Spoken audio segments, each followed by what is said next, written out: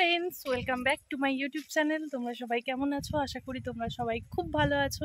আর আজকে দেখতে পাচ্ছ একটা নতুন জায়গায় চলে এসেছি। তোমরা সবাই নাম শুনেছো, জয়পুর বনলতা। তারই পাশেরই একটা গ্রাম যেখানে আমাদের মাসুমুনির বাড়ি। আর ও এসেছে সঙ্গে, বড় মাসুমুনির বাড়ি এসেছি বলে দিই। আর চলো এদিক থেকে এখন থেকে না ভুলভাল বকছি, আজ থেকে এখানকার ভিডিও শুরু হলো। থাকবো 2-3 দিনের মতো। তো এখানকার পরিবেশটা অবশ্যই তোমাদের সঙ্গে শেয়ার করব। যারা গ্রাম ভালোবাসো, গাছপালা ভালোবাসো, প্রকৃতিকে ভালোবাসো, তাদের এই ভিডিওটা খুব ভালো লাগবে। আর আমার তো এখানে এসে এত ভালো লাগছে, যেটা আর মানে তোমরা বুঝতে পারছো, কথা বলতে বলতে কথা হারিয়ে ফেলছি। তো চলো এখানকার কিছু মুহূর্ত তোমাদের সঙ্গে শেয়ার করা যায়। তো এখানে একটা নিয়ম আছে। এখানে যদি তুমি মাটি খোঁড়ো, এখানে মাটি খুঁড়লেই প্রচুর ঠাকুর ওঠে আর কি। তো সরকার থেকে বলা আছে, যদি তোমরা মাটি খোঁড়ো তো তোমাদের নিজেদের দায়িত্বে, মানে ঠাকুর উঠলে তোমরা সেটাকে প্রতিষ্ঠা করতে হবে। তো এরকম হয়েছে, রাস্তা হচ্ছে, একটা বিরাট বড় শিব ঠাকুর উঠে গেছে।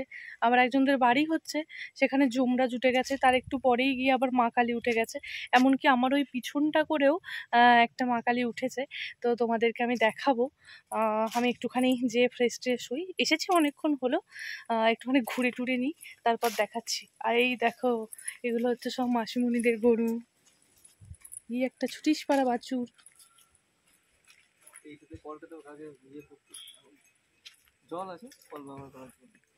আচ্ছা, আর দেখো তার সঙ্গেই এই যে জমিগুলো মাসিমণিদের। এখানে এত সুন্দর ফসল ফলে, কিছু মানে প্রকাশ করার মতো ভাষা নেই। আচ্ছা আচ্ছা, মাঠের ধারে কুয়োটা থেকে জল থাকতো, এখন আর জল নেই। ওই দেখো কুয়ো দেখা যাচ্ছে কি? এখানকার সম্পর্কে কিছু একটু বলুন স্যার। এখানে সম্পর্ক বলতে গেলে এখানে একটাই, তোমার মাসিমণি বাড়ি বলা, এখানকার পরিবেশ খুব সুন্দর। মানে যারা শহরে কোলাহল টোলাহল পছন্দ করে না, এখানে তাদের জন্য থাকার পক্ষে খুবই আদর্শ। মানে এখানে আসলে আর শহরে ফিরে যেতে এখন আপাতত 7-10 দিন তো মনে যাবেই না। চারদিকে শাল সেগুনের মানে গাছ, পরিবেশ ভালো, মাঠ, সবুজ গাছপালা, দেখতে খুবই ভালো লাগবে। থ্যাংক ইউ এত মূল্যবান সময়ে আপনার এত মূল্যবান বক্তব্য পেশ করার জন্য। ওই দিকটা রেল লাইন, ট্রেন যাচ্ছে, ট্রেনের লাইন ওই যে।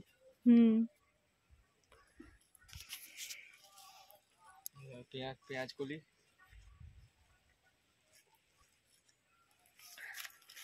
প্রথমে আসতে ভয় লাগছিল যে কি করব গিয়ে, মানে কিভাবে কি করতে হয় আমি তো কিছু জানি না। তারপর এসে দেখছি ওয়াও, দারুণ সুন্দর। আমরা এখন মাঠের মাঝখানে চলে এসেছি, দেখতে পাচ্ছ? এগুলো কিন্তু সব বন।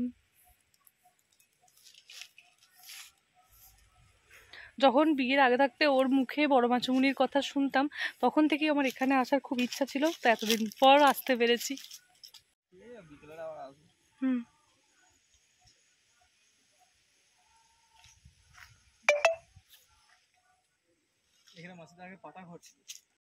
প্রথমেই বলে রাখি, বড় মাসিমণির বাড়ি বলতে আমার বরের বড় মাসিমণির বাড়ি। এখন যদিও উনি আমারও মাসিমণি হয়ে গেছেন, আর এত ভালোবাসা দিয়েছেন যেটাকে মানে ভাষায় প্রকাশ করা যায় না। তো এখন যেই রুমটিকে দেখাচ্ছি, মানে ঘরটাকে দেখাচ্ছি, এটা হচ্ছে মাসিমণিদের মাটির ঘর। আর এটাকে এত সুন্দরভাবে রং টং করা আছে, দেখে বোঝবার কিন্তু উপায় নেই যেটা মাটির। আর এই মুহূর্তে যেটা দেখতে পাচ্ছ, এখান থেকেই পাকার বাড়ির রুমটা শুরু হচ্ছে। তো চলো মাসিমণির বাড়ির একটু হোম ট্যুর তোমাদেরকে দেখিয়ে দিই। আর মাটির ঘরটা এত সুন্দর, যেটাকে আমি আলাদা করে ভিডিও না করে পারিনি। তো যদি থাকে আমার কাছে ওই ভিডিওটা এখনও পর্যন্ত, অবশ্যই এই ভিডিওর সঙ্গে আমি ওটাকে অ্যাটাচ করে দেব। প্রথমে একটু ভয় লাগছিল যে এরকম তো অভিজ্ঞতা কখনো হয়নি, বাবা মাকে ছেড়ে একা একা কখনোই আমার বিয়ের আগে কোথাও যেতে ইচ্ছা করতো না। তো যাবো যে কি করব, এরকম একটা মনে চিন্তা ভাবনা তো হচ্ছিল। তারপর যখন মাসিমণিদের বাড়িতে গেলাম, যদিও বিয়েতে দেখা হয়েছিল, কিন্তু সেইভাবে তো আর কথাবার্তা হয়নি, কারণ ওখানে প্রচুর লোকজন তখন ছিল। এখানে গিয়ে মাসিমণি, 2 দিদিভাই, তারপর আমার ছোট ছোট 2 ভাগনা ভাগ্নি, এমনকি আমার রসগোল্লা, এত ভালোবাসা দিয়েছে যে মনেই হচ্ছিল না যে আমি বাইরে কোথাও আছি। সত্যি, যদি মানুষ হতে হয় এনাদের মতোই মানুষ হয়। আর দেখো খুব আমরা এখন প্রয়োজন। রেল গেটের এদিকে বেড়াতে এসেছি, ঘুরতে ঘুরতে চলে এসেছি। আর এই যে আমার সঙ্গে আছে চুমকি, আমার হবে ভাগ্নি না? হ্যাঁ ভাগ্নি হবো। ভাগ্নি। আর কিন্তু এখানে ভাগ্নি এত তো নয়। আর আর এখানে আছে সোনা ভাই, হ্যাঁ আর এটা আছে মাইমার ভাইপো। একদম। কিন্তু এর হচ্ছে একদম এর হচ্ছে এখানকার ডন হিরো বলতে গেলে। আর হচ্ছে আমাদের সোনাই। হ্যাঁ এই আউরি করিস দাদা। আরে ডন তো দেখতে পেতে মাইমার চ্যানেল আছে, দেখতে পাবি। হ্যাঁ এই যে। আর দেখে নাও, এটা হচ্ছে আমাদের মামা বাড়ি, এটা আমার মামা বাড়ি স্পেশালি মাইমা এসছে ঘুরতে তো। আর এই চারপাশে দেখে দাও তুমি। আর আমার বাড়ি, হ্যাঁ এটা ভাইয়ের বাড়ি অবশ্যই।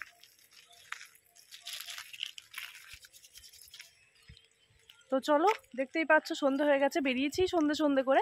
এখন তাহলে বাড়ির উদ্দেশ্যে যাওয়া যাক। মাসুমণির বাড়ি গিয়েছিলাম, মূলত একটা অনুষ্ঠান ছিল। মাসুমণিদের নিজস্ব ঠাকুর আছে, দামোদর ঠাকুর। তো ওনারই একটা আটচালা দাদাভাই করে দিয়েছে, তো সেটারই পুজো ছিল আর কি, দোল উপলক্ষে। প্রতি বছরই হয়। তো দেখতে পাচ্ছ এখন পাড়ার সবাই মিলে সবজি কাটতে বসে গেছে। তো দেখালাম সবাই সবজি পাতি কাটছিল।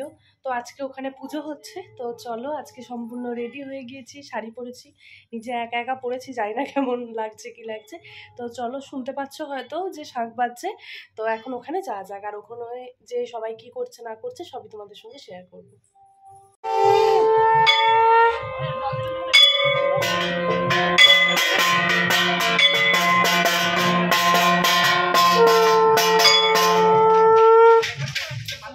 এখন সবাই মিলে বেরিয়ে পড়েছি ঠাকুরের ঘট তোলার উদ্দেশ্যে।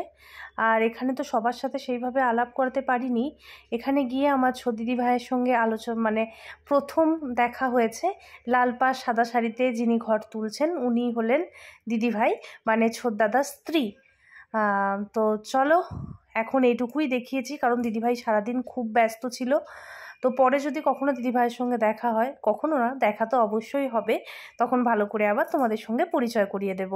তো দিদিভাই এত এত ভালো আর এত কাজ করেছে যে মানে শেষে তো দিদিভাইয়ের শরীর খারাপই হয়ে গেল।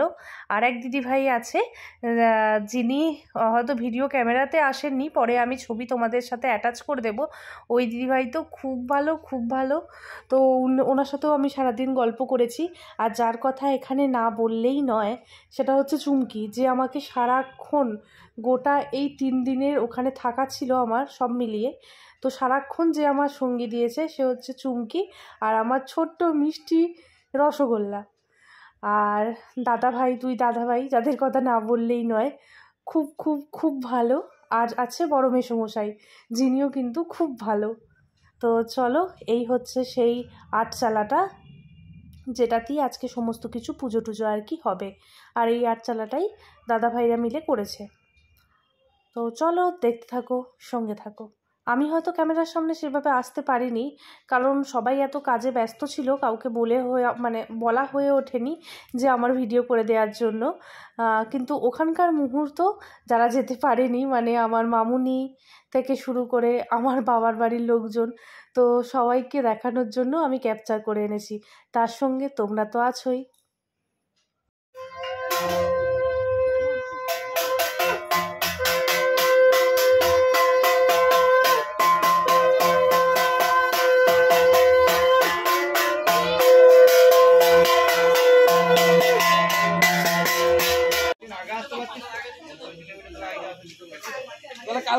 আর এখন যে খাবার পরিবেশন করছে এই হচ্ছে আমার ভাগনা বাবু, যার সম্পর্কে আমি মাইমা হই কিন্তু আমায় দিদি বলে।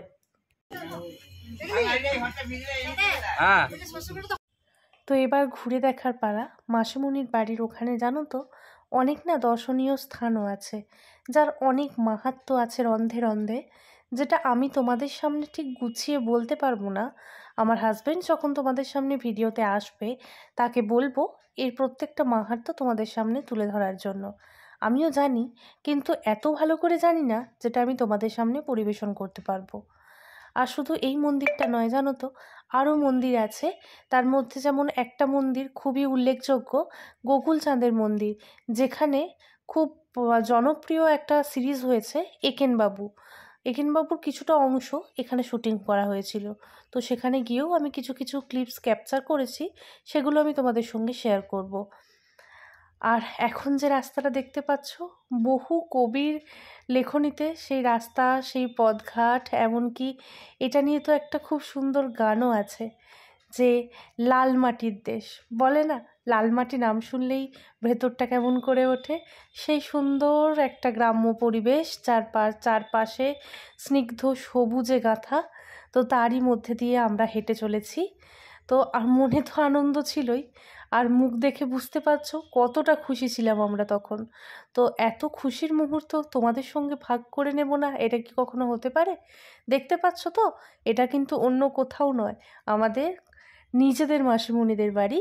তো এই সেই রাস্তা, এই সেই পথঘাট, আর আমাদের সবার মুখে এক সুন্দর স্নিগ্ধ হাসি। মেলা থেকে আমরা এটা আমরা খেতে যাচ্ছি সোনামুখীর মতো। হ্যাঁ, আস্তে খিদে পেয়ে যাচ্ছে, তো খেতে যাচ্ছি আমরা।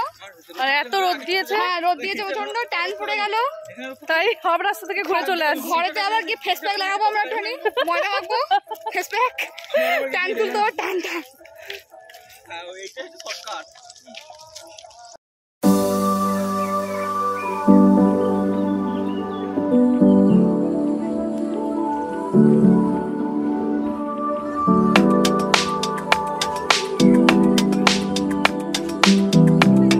দেখো আমরা এখন বনলতাতে চলে এসেছি।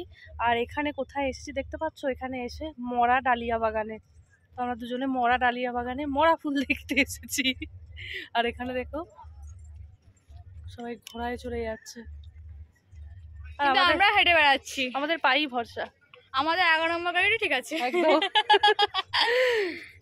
চলো এখন মাগুর মাছ দেখতে আমরা যাচ্ছি। মাগুর মাছটা দেখে নিই, তারপরে তারপর ফুলবাগান ঢুকবো। দিবা আমার চশমা মধ্যে ভালো লাগে না, খালি চোখে ভালো লাগে। ভালো লাগছে। দেখো এখন মাগুর মাছ দেখতে চলে এসেছি। শুধু দেখতে আসেনি, সঙ্গে কিন্তু তাদেরকে খাওয়ার ব্যবস্থা যেমন পাশে রাখা ছিল, আমরা সেটাকে নিয়ে তাদেরকে খাওয়াতেও ব্যস্ত হয়ে পড়েছি রীতিমতো। কি বলো তো, পাশে একটা বস্তায় 1 বস্তা মুড়ি রাখা ছিল, সেগুলো নিয়ে আমরা তাদেরকে খাওয়াতে ব্যস্ত। আর তারাও আমাদের মতো এতই পেটুক যে সঙ্গে সঙ্গে চলে আসছে সেগুলো খাবার জন্য। আর হ্যাঁ, চুমকি রানীকে যে দেখছো না, দেখে মনে হচ্ছে ছোট ছোট, কিন্তু তোমাদেরকে বলে রাখি ও কিন্তু ইঞ্জিনিয়ারিংয়ের স্টুডেন্ট। তো চলো দেখতে থাকো। অনেক তো ঘোরাঘুরি হলো, এবার বাড়ি ফেরার পালা, না হলে এবার সবাই বকাবকি করবে। আর একটা কথা, তো চলো ওটাকে আগে দেখাই, তারপর বলছি। এই দেখো, ইনি হচ্ছেন আমাদের বড় মাসিমণি। তো সেদিন জানো তো 3 কেজি আলুর চপ ভেজেছে। তো এত গরম, এত সমস্ত কিছুর মধ্যে বসে কতটা ভালোবাসা থাকলে কেউ কারুর জন্য এগুলো করতে পারে বলো? আর তার সঙ্গে দোলের পরের দিন ছিল মাসিমণির শ্বশুর শাশুড়ির বাৎসরিক কাজ। প্রতি বছরেই ওনাদের স্মরণের উদ্দেশ্যে এই কাজগুলি করে থাকেন। আর বড়দাদার কথা বললাম না, যার সম্পর্কে কিছু না বললেই নয়, ওনার হাতে সোনা ফলে। তো কি সুন্দর গাজর হয়েছে দেখতে পাচ্ছ।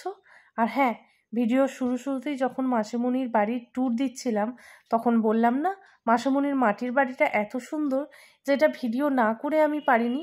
তো চলো তারই কিছু মুহূর্ত তোমাদের সঙ্গে এখন শেয়ার করছি।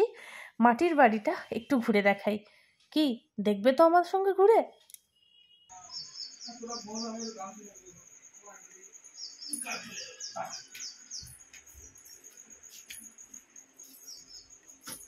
Hello guys.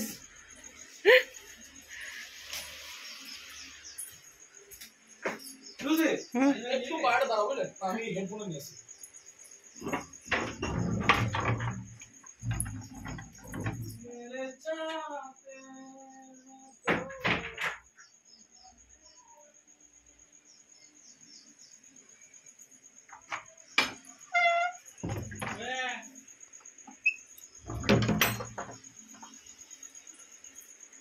এই দিক দিয়ে উপরে যাওয়া যায়।